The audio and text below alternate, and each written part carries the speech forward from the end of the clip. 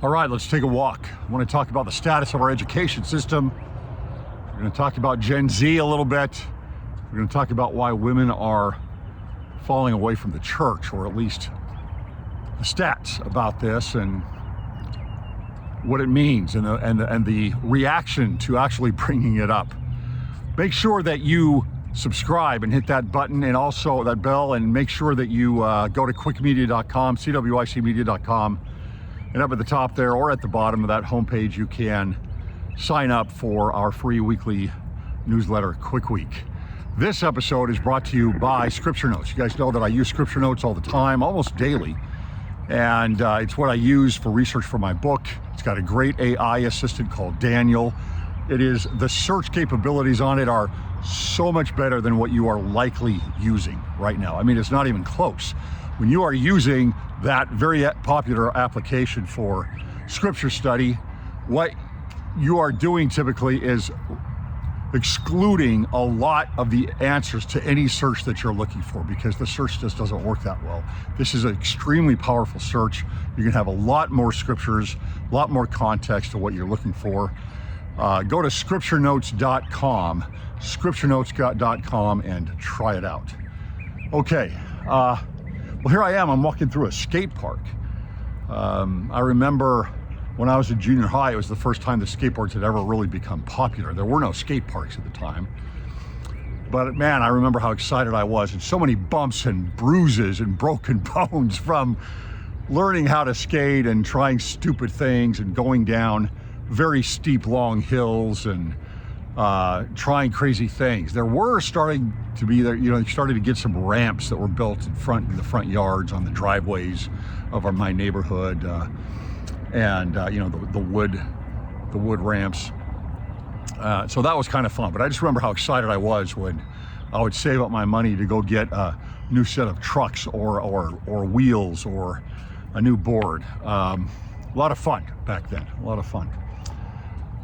All right, I want to talk about college a little bit, especially with education in the state that we're in right now. Over 40% of kids, high school graduates, go to college.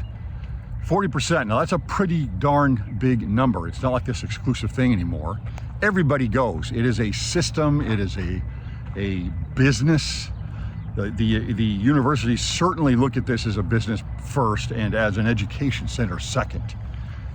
With the addition of government money given for Pell Grants and given for, especially for student loans, the money is endless. It is a massive billions and billions of dollars that are accessible from these universities, from the government and the taxpayers.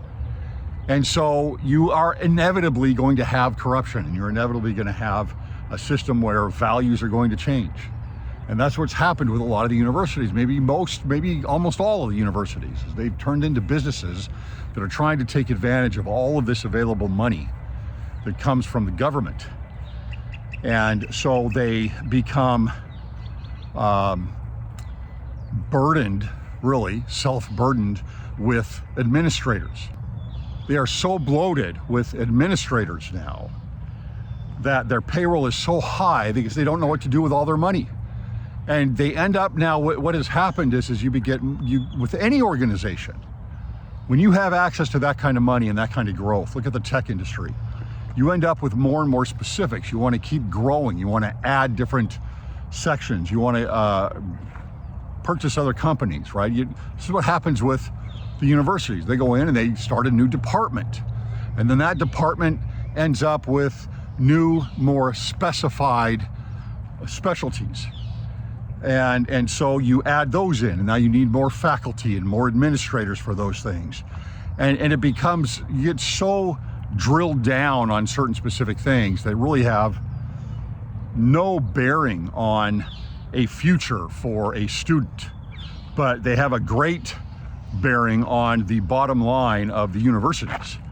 And so if you go into the humanities and you're studying the humanities and you go down into these very specialized types of departments and majors, queer theory and gender studies and etc., then your future is basically in academia.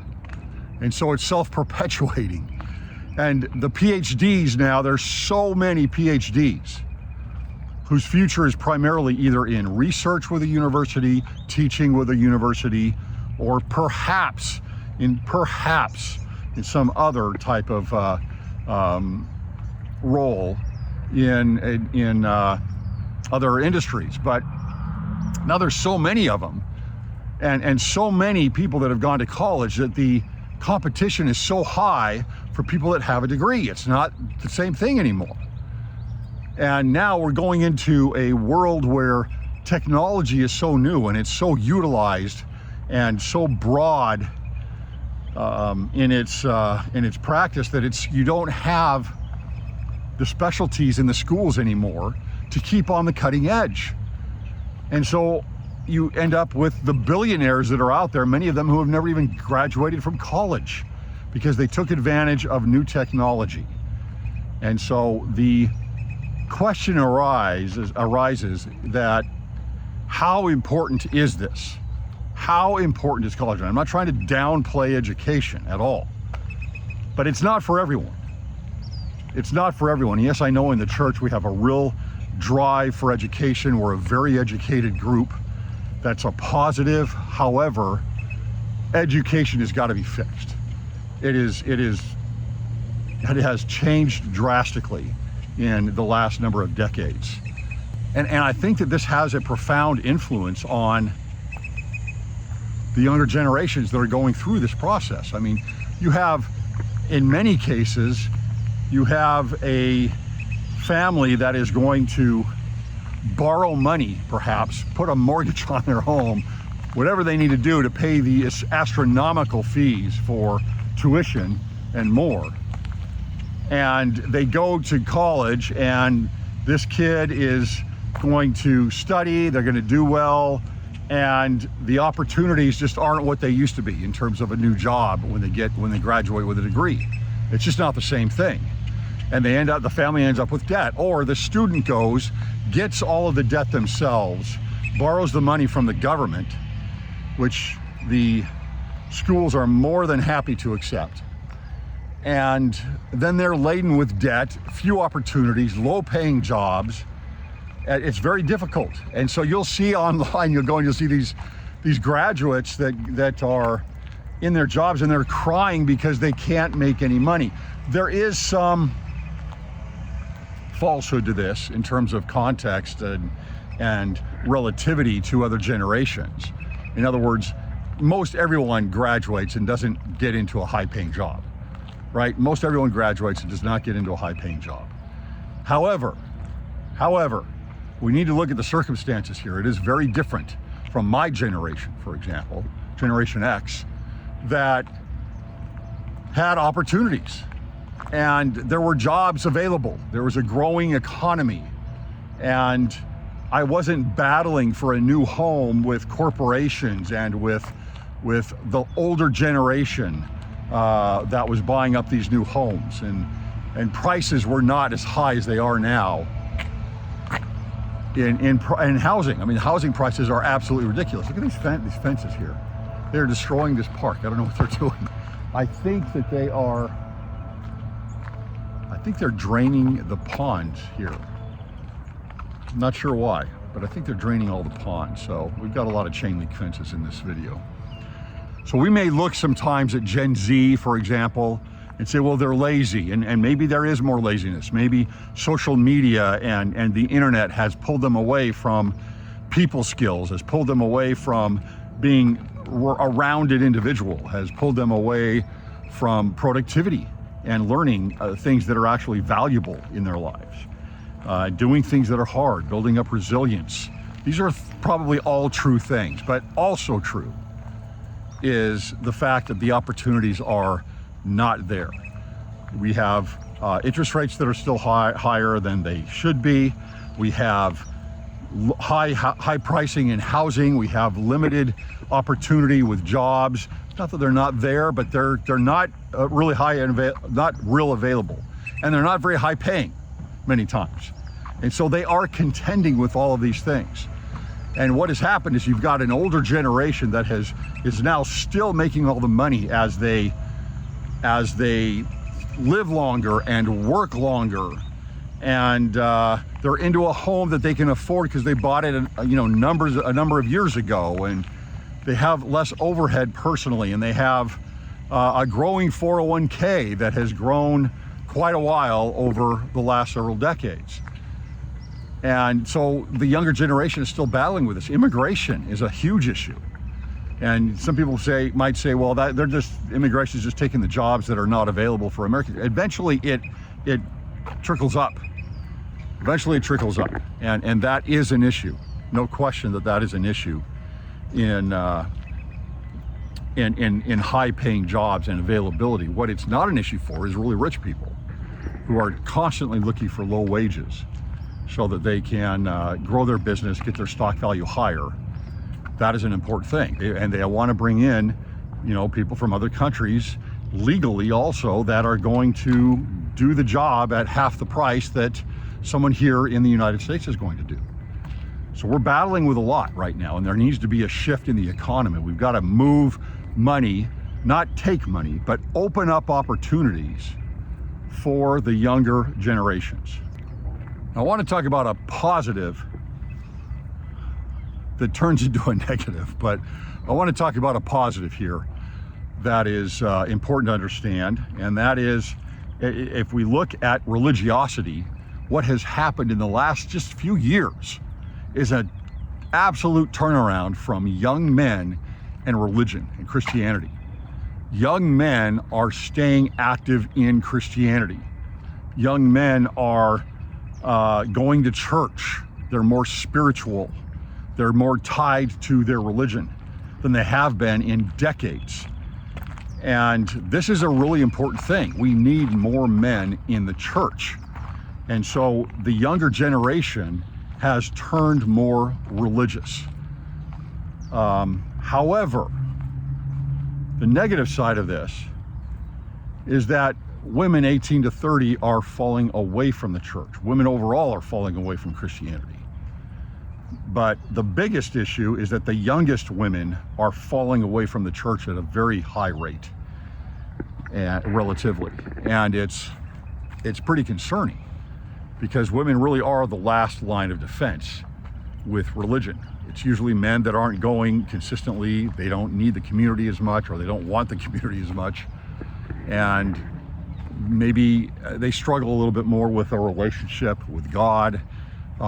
There are a number of different issues that can be looked at, but it's usually women that are going to church and holding that up, and oftentimes even in a family, right? It's the women that are making sure that the family goes to church and that they're involved with our church.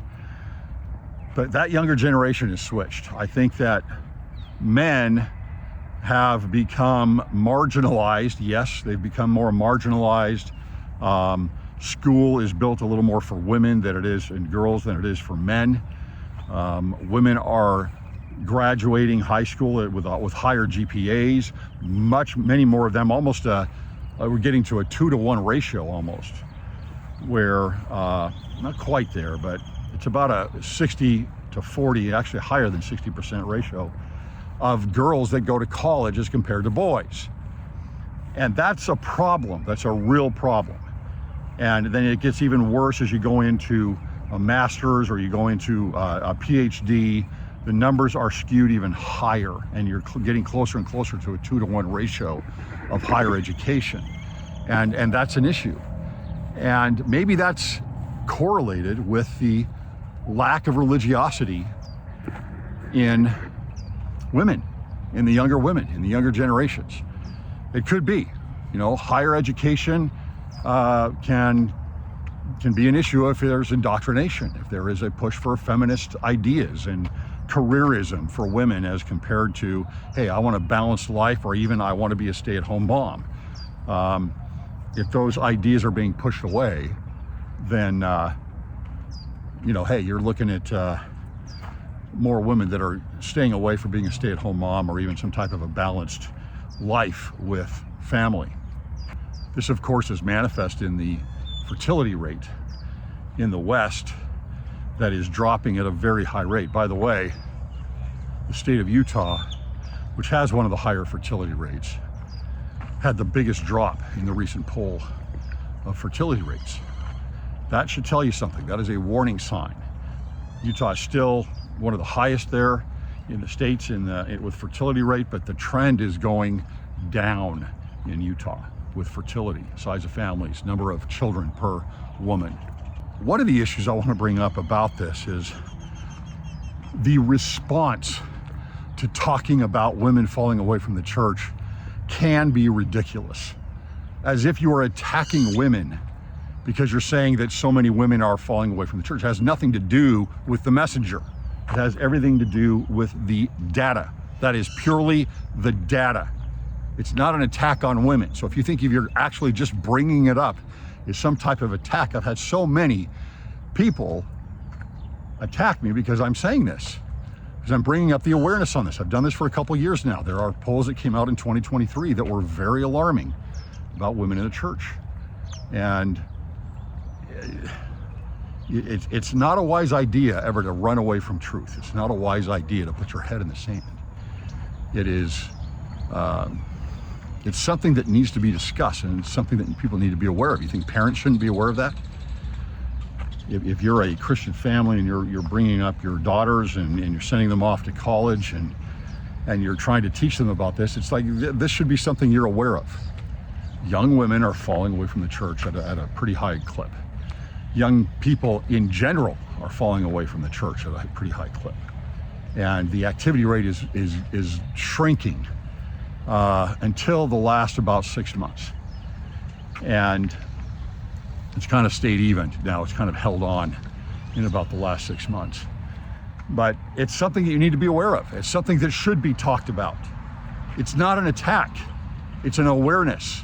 And there is nothing wrong with being aware. In fact, if you are trying to stifle that thought, if you aren't trying to stifle the stats, then for whatever reason, you've got an agenda that is beyond truth. Because that's all it is. It's the statistics. And if women are falling away from the church at a higher rate, then we should talk about it. And we should talk about why, and it should be addressed. Whether it's, are we supposed to affirm women more? Are there other opportunities that seem to be greater for them? That's the way the world is looking at it, right? Careerism and you don't need a man, and the push away from children, a lower fertility rate. These are all signs that are all related to one another. And it's all anti-family, to be honest. That doesn't mean that if you don't have children or you're not going to have as many children, you're part of the problem. That's not what I'm saying. I'm saying, though, in general, those are problems. That's a problem for society. It's a problem for the economy. That's a problem for character of a civilization. That's a problem that we should address. So talking about it is not an issue. Being aware of it is important. And I've got another episode on this that I'm going to go over that's going to really drill down into the stats on this, on why women are falling away from the church. These things are all moving parts that work with each other. They're like gears with each other. Education, the opportunity for the younger generations economically, women falling away from the church. These are all things that work together. We're in a different time, and we need new solutions and new messaging and a stronger focus, I believe, on family than we've ever had before. We should be leaning in to the uniqueness of the restored gospel, leaning into the doctrine of the family. It is what is going to provide the most happiness, the most joy, the most success, the most order in all of our lives, men and women. Thanks for listening.